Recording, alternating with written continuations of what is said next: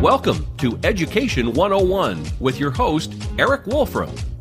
Education 101 is about the amazing education community we have in the greater Spokane area. We highlight the outstanding programs, teachers, supporters, and opportunities of the education community in the Spokane region. Education 101 is brought to you in part by STCU. Here's Erik. And welcome to Education 101. I'm your host, Erik Wolfram. So today we're going to be talking about the State Board of Education and kind of what's happening at the State Board and what the State Board of Education is. And here with me, I've got MJ Bolt, who is a member of the State Board of Education. So MJ, welcome. Thank you. Thanks for having me, Erik. Great. So MJ, let's start out with that question of what is the State Board and how do you fit in? I know it represents the state, but where do you fit in and so on? And what's the State Board all about? I've been in education for 20 plus years and I still wonder sometimes. So I would love to hear it. I think a lot of people wonder exactly how we fit into the whole policy piece in the state. State Board of Education is a 16-member board. That includes the Superintendent of Public Instruction, as well as many others, some appointed by the governor and others elected by local school board members.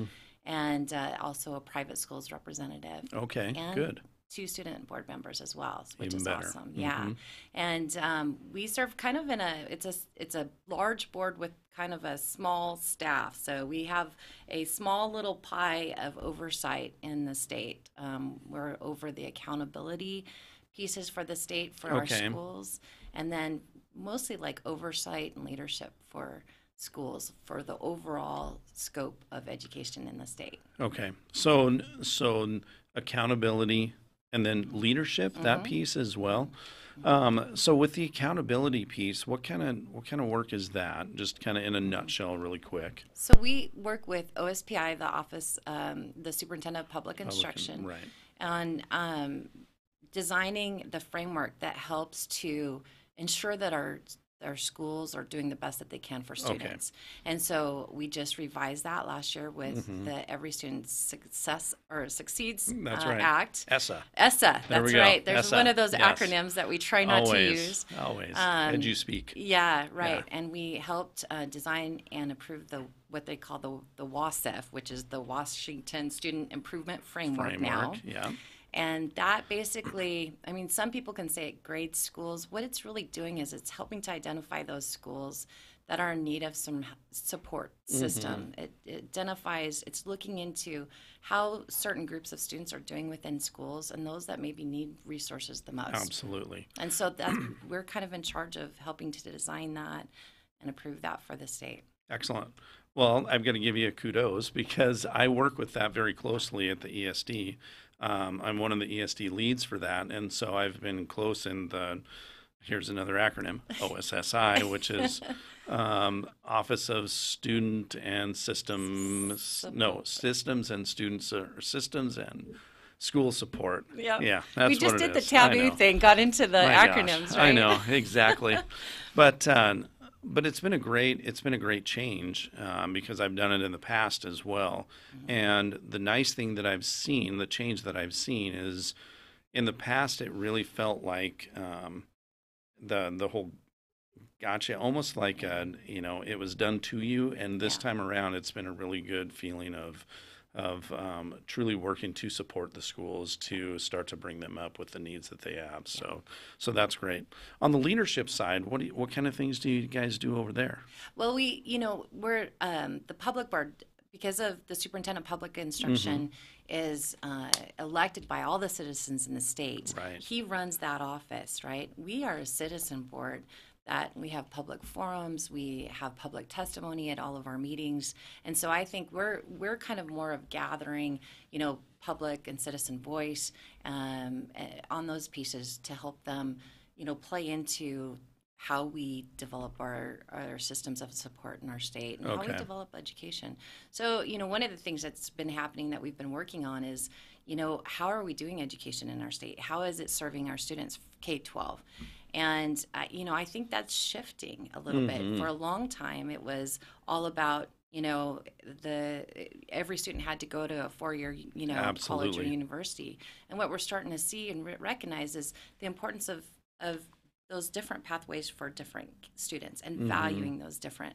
So as that's shifting, I think, in our focus, how do we then honor and value those different pathways in our state? So that's one Right. of the ways that we are hoping to add that leadership in our state of how to do that. Because it is about what we value. If we can say it, but if we don't value that in our systems, like our accountability systems, then it's kind of all for naught. Absolutely. Absolutely. And I think that's a piece too, that whole, and I've had on the show talking about the trades, talking about, not just going 4-year, but let's talk about a bigger piece to say, and I like how you say it with the idea of valuing those options as well, because they are valuable options. So truly appreciate that piece. Yeah. How did you get involved with all of this?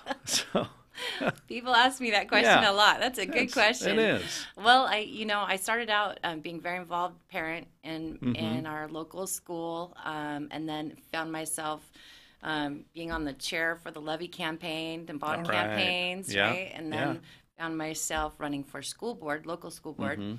And then was asked to serve in this capacity as, Eastern Washington representative to the State Board of Education. So I ran for that position.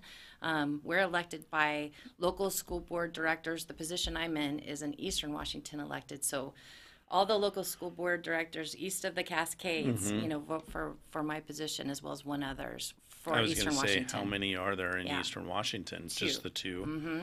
And then So- 3 on western side as Oh, well. okay.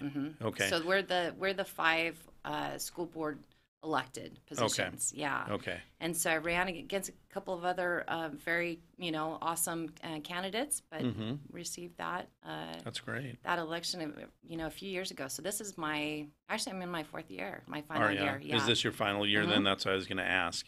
Is it something that you can rerun? Yep, I can And- serve 2 terms. So at the end of this year, I'll decide whether or not I'm going to run again. I'm sure I will. I love this work. Oh, that's good. I love the work that we're doing, and I love the shift that we're making, because I truly feel that we can with this shift we can better serve students. And so Right. yeah, definitely Right. really passionate about that. That's good.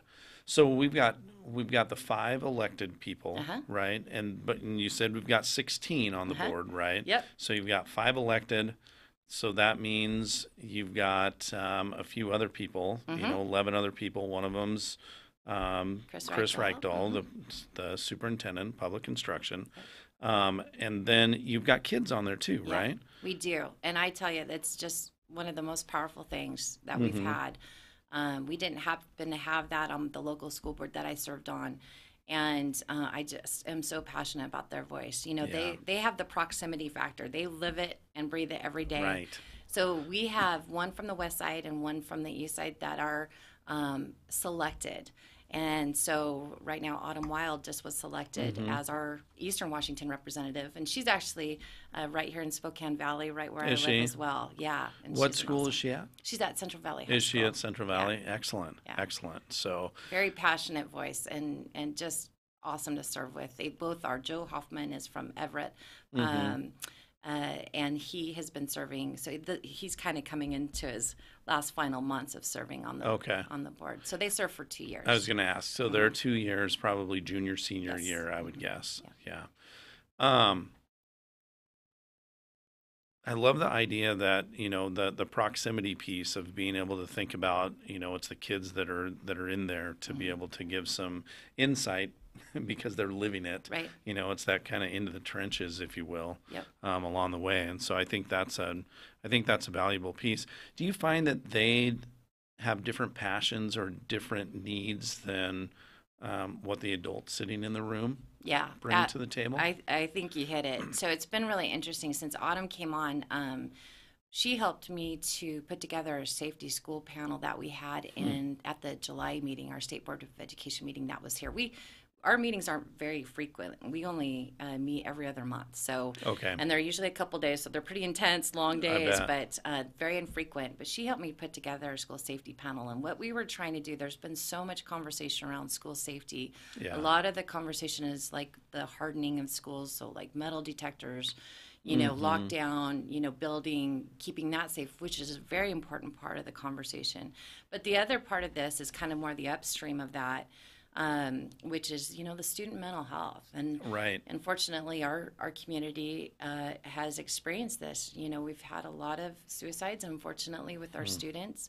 I take that very personally. I've had, you know, friends and peers of my own kids that's happened to, and that's impacted their lives. And I feel like we own part of that as an education system, not completely, but we definitely have got to look at what's happening. And I see the suicide thing as a common denominator with, you know, also the violence in schools that we've also seen, unfortunately. And so what's going on? And I think our students can speak to that. And Autumn has helped with this panel that we had back in July. We talked with North Central about their One Tribe Day that they did last spring. And it was a student-to-student thing that happened that was just awesome. And we learned a lot from that. So we spoke about that. Autumn also went and shared about her own experiences with her own peers and colleagues at her school.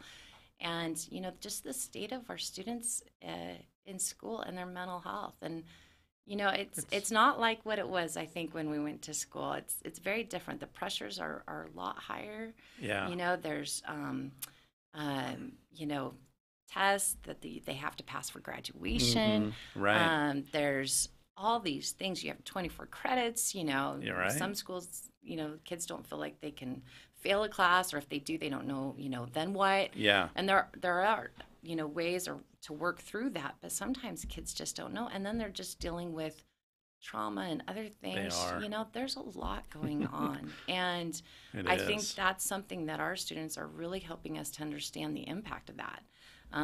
The high stakes testing is something that Autumn has really spoke to. Our board actually, we don't get to decide on whether or not you know, the high stakes testing, whether or not the graduation is linked to passing the test. The legislature decides. However, we did take a vote last year, and I think it was a significant vote and a significant shift. The state board voted to endorse, you know, to advocate for delinking is what we that's you know, right. call it. And for those that don't know, that's the idea of at one time the tests were a graduation requirement. They are still, yes. And so delinking is, what is that? That's taking, so you don't have to pass the test to graduate. Right. It's a federal requirement that you still have to take the test. But that whole, you know, worry of a kid not being able to pass the test to graduate. So right now it still is linked, what we call linked. There's been a lot of legislation, and I do think it was significant that the state board voted to delink that test from graduation requirements. And it seems like, you know, part of that is that, you know, taking a look at, I'm going to say the mental health of the system as a whole as well. And so, you know what, it's awesome too that it was a student that really, that person's voice was the one that really started this conversation. So I tell you what, why don't we take a quick break, okay? And we'll take a quick break, and then we'll be right back, and we'll continue to talk about some of the different things that you guys have, including some of the other options that are going on around the student mental health, because I think that's a big piece. Yeah. So let's take a quick break, and we'll be right back on Ed 101. Hi, this is Kurt Stockwell with Well Dressed Walrus. We are a local website design and development company here in Spokane.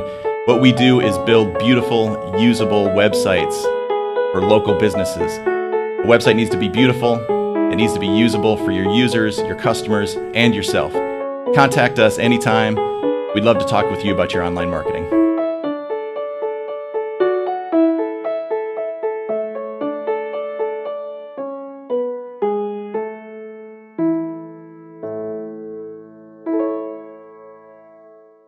I'm Jade Becker, and I'm a senior at Chewelah High School. I'm at STCU's Money Live event. In this scenario that we played today, I was a realtor. My spouse was a city worker. We had an 11-month-old child, and there was a lot of spending for that child, like diapers and formula, and had to buy toys and clothing. I'm very glad that I had this experience. It was super helpful. You need this to get far and ahead in life. I'm Jade Becker, and STCU is here for good. The following is sponsored by our friends and community supporters at McNeese Wheeler Attorneys. McNeese Wheeler is a boutique law firm in Spokane, handling matters in both Washington and Idaho. Areas of law include business law, wills, trusts and estates, family law, personal injury and wrongful death, and real estate matters. For your full-service legal needs, contact McNeese Wheeler Attorneys.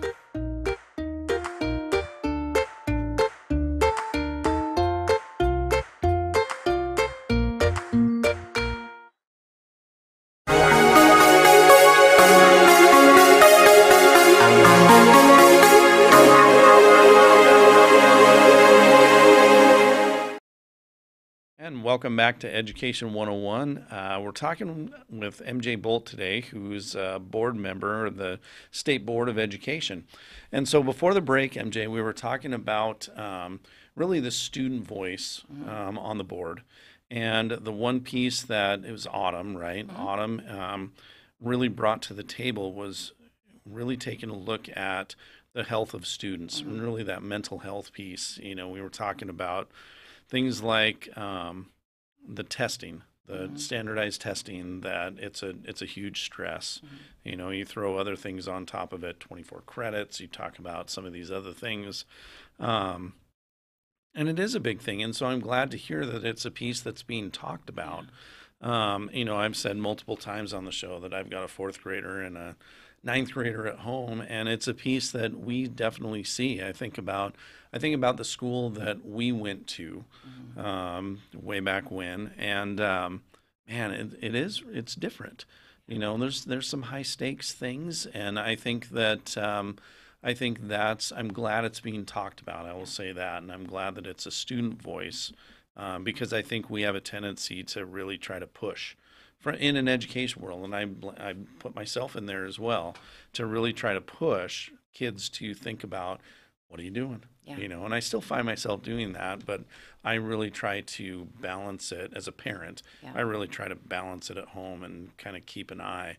You know, I've only got 2 kids at home, and I'm watching that, you know, and try to balance that as an educator, whether I'm, you know, elementary teacher with 30 kids or, you know, a secondary teacher with 150 kids. Right. It's hard to kind of keep an eye on that all the time. And so I think that's a great thing. You talked about some of the things that are going on. You know, Autumn obviously brought some insights from her time at Central Valley and some of the things that she's doing. You talked about it, NC, right? They did the One Tribe. What are some of the other things that you guys have seen, or maybe might be on the horizon, that might be some things that you guys are thinking about for that? I'm going to call it the mental health of the educational system in their schools. Well, you know, I think for education, especially, you know, statewide, we've been looking at like the achievement gaps for a long time. We've been, I mean, I think that's been the effort of the national, you know, landscape as well as, you know, state and local, is how do we close these achievement gaps that exist, like with the different student groups. And we've been at this, you know, adding testing, adding high stakes, you know, requirements, 24 credits, and we're not closing those gaps. And so we just came out with our new strategic plan, the state board did in the fall, in November. And I think you'll see a significant shift in that the focus is now being on the whole student. We realize that we can't dehumanize this system. This is all about people and students and creating those, you know, the best environments for them to learn. Right. And that includes mental health. That includes our students being safe and feeling safe, emotionally safe, you know, social emotional learning. And so that is some things that we're really starting to pay attention to. And the research shows that. You know, I've heard from some of the gurus in social emotional learning, all learning is relational. And it's like, oh, and yet we've built these systems that really have devalued the human part of this and the relation part of it. You talked about high school teachers that have 150 kids that go through their doors. We have 6 period days that have 45 minutes. Oh yeah. 30 kids each. How is a teacher, and then all the standards that they have to teach, how are they don't have time to do that. Yeah. And so we're starting to go, okay, we've got to look at this. Plus, what about what a student is interested in? What are they curious about? What's relevant to them? And that's that student voice that we're really starting to understand is kind of been missing, I believe, from the landscape. I think before, when there was more flexibility, we didn't have all these requirements. There was more opportunity maybe for students to be able to choose. But with the, and there's good in it that we're saying, hey, we need to ensure that every kid are getting, certain opportunities, so many maths, right? Being able to go to college if they want to, 4-year or university. However, we've also we have to honor that relevancy for our students. And I think we've got some work to do there. I would agree. Yeah, and the conversation around equity. And we've got some, the achievement gaps, as I've talked about. Our students of color, we just really have these gaps in our educational outcomes. And we've got to start paying better attention of what are the opportunities on the, front end of this that's causing that. Those things. And so I think we're starting to look at this a lot differently than we have. And I think that is a huge shift, and I think it's a positive shift in my mind too, with with the research that I deal with on a daily basis in my job. But it is a big thing, and I think whether the people watching, ourselves, think about their own schooling, who were the teachers that you got a lot out of, and more than likely you were talking about someone that was a mentor to you, somebody, it wasn't always the content that was like, oh, this is the piece that I remember. Maybe the state capitals, and some of those things, and we've started to talk a lot about that. I do some of the principal training for evaluation. And that's a big piece that we talk about now is, how do we start to make connections with our teachers? But that needs to come down to how do the teachers make connections and build relationships with the students? Because it's the same thing. As you get down there, you've got to have that relational piece with the kids to be able to get learning to spark and start to get that train moving, if you will. Yep. So, which is good. So I'm so excited to hear that that's a piece that you guys are talking about. I could probably spend the whole time talking about just this piece. Yeah. Were you going to add a piece on there? I was just going to say, and the research shows that, again, we have some local gurus to me on this, Suzanne Gertz and Chuck Salinas that have done it. I mean, they did it down in Sunnyside. They turned, their educational outcomes for those kids around. And they've got a book about it. I'm sure you can look it up. But, I mean, it's proven. It's research. We know this thing. And yet we've got to just get better about, designing this system so that it's supporting that optimal learning environment for every student. So no matter whatever the background, that student, whatever their family, whatever language, wherever they're from, they need to feel safe and honored and valued. And I think we're learning how to do that, I think, better. We're getting there, yeah.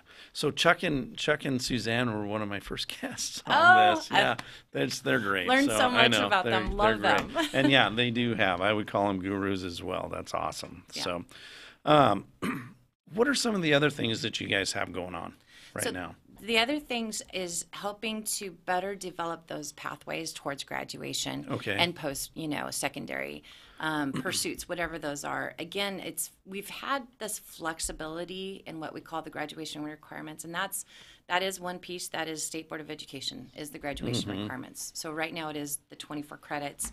But there is flexibility built within those to help honor, different pathways, different choice for students. Maybe they want to go on to military. Maybe they want to go to a vocational school.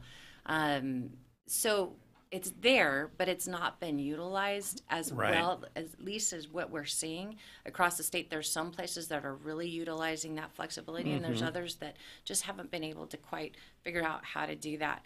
And so what we're trying to do is help do a PR, campaign a little bit around those flexibilities, but also look and go, okay, what isn't working? Is there is there some things that we need to look at? And it's hard to know when it's kind of, it's being utilized in some places and not in others. Yeah. So we're trying to understand that better. So I think that's a big focus. There's the Career Connect Washington push that's happening, the initiative from the governor's office. I've been very involved with that. That's something I've always been passionate about is helping our students get the experiential opportunities that they need in our K-12 system. And again, I think because we focus so much on academia there for a while, we kind of ended up devaluing those opportunities. I would Field agree. trips kind of went away, Yep. they just don't have time, Yep. in a schedule. Well, now we're seeing, and I have a 23-year-old and a 21-year-old, and, and their peers, without those experiential opportunities, they really struggle trying to connect with, their educational experience with the real world and how they can utilize it and what they're passionate about. I mean, what's the scariest question you can ask somebody? What are you going to do when you grow up? Always, and we ask yeah. our kids this, right? Yeah. And they don't have that, it's like our schools have been siloed. Right. And we've got to kind of do what we can to kind of de-silo that and help integrate this.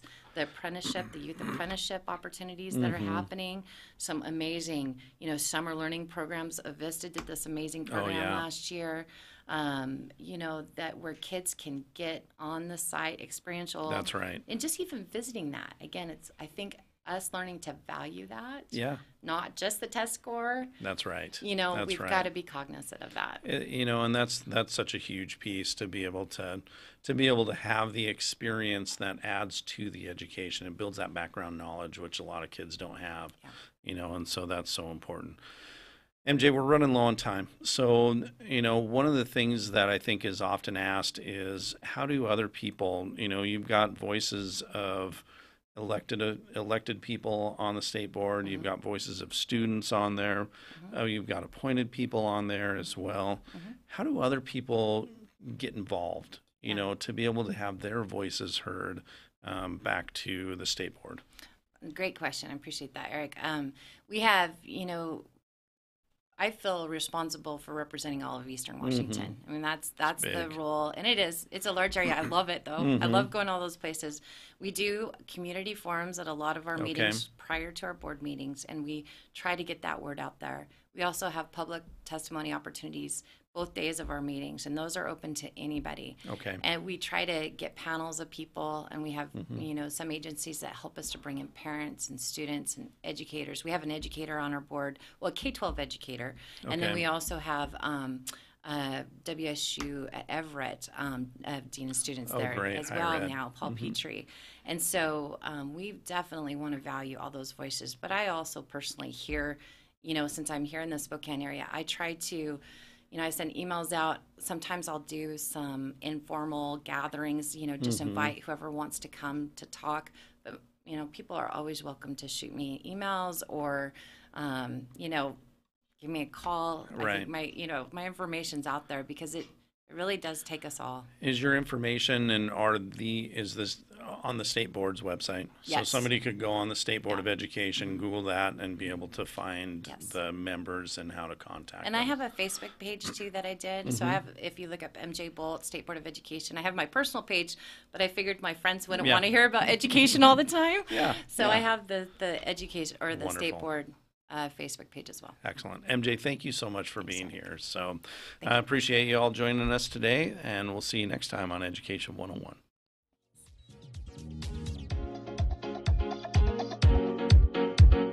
Education 101 is produced in Spokane, Washington by SpokaneTalksOnline.com, which is solely responsible for its content. Education 101 is brought to you by our friends at STCU. Ask Erik a question, recommend a guest, and hear this program again online anytime at SpokaneTalksOnline.com.